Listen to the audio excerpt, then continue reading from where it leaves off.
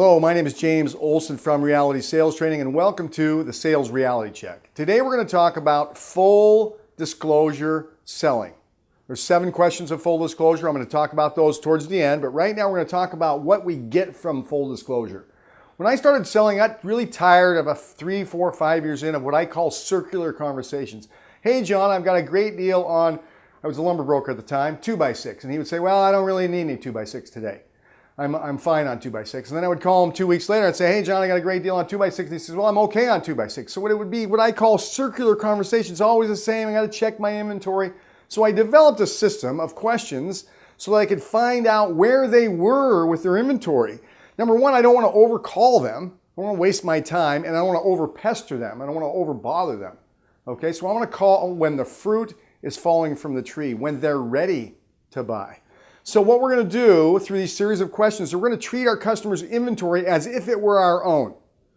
Now this applies directly to B2B sales, business to business. It can apply to other things also, but business to business, it fits exactly. Okay, so what we're going to do is we're going to anticipate their need and sell into the need. John, based on our conversation of a couple weeks ago, you are ready for 1040 motor oil, fur coats, baseball bats, 2x6 lumber, whatever it is, based on this previous conversation. So what are the questions of full disclosure? Number one, where are you in your buy cycle? Instead of saying, what are you buying next, which is, I think, kind of an order grubbing question, we say, well, where are you in your cycle? Because a business to business, it's a cycle. And most of businesses are turning their inventory in 4 to 6 weeks. So it's a cycle.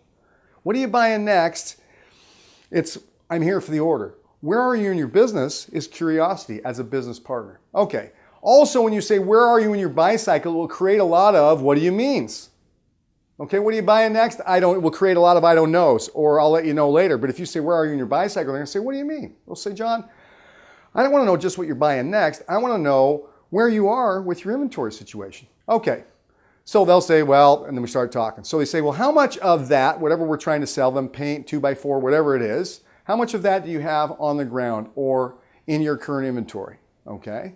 How much of what you have on the ground is already sold? Kind of a trick question, but a lot of, some buyers will tell you, oh, I have a ton of it in my warehouse, but half of it or 3/4 of it is spoken for. So what we're really trying to do is get to the net position. So of what you have in your warehouse or whatever you have on the ground, how much of that is sold? Okay. How much do you have on order? Okay, so now we're getting to their net position. How much do you use per month? We should already have found that out on our prospect call, but that's part of full disclosure. We need to know the answer to that, okay? And then what is your buyback point? Because different customers, let's say we have a customer that moves 10 loads a month and another customer moves 10 loads a month, but this customer lets his inventory get down to 2 and this customer only lets his inventory get down to 4. Different style, different approach.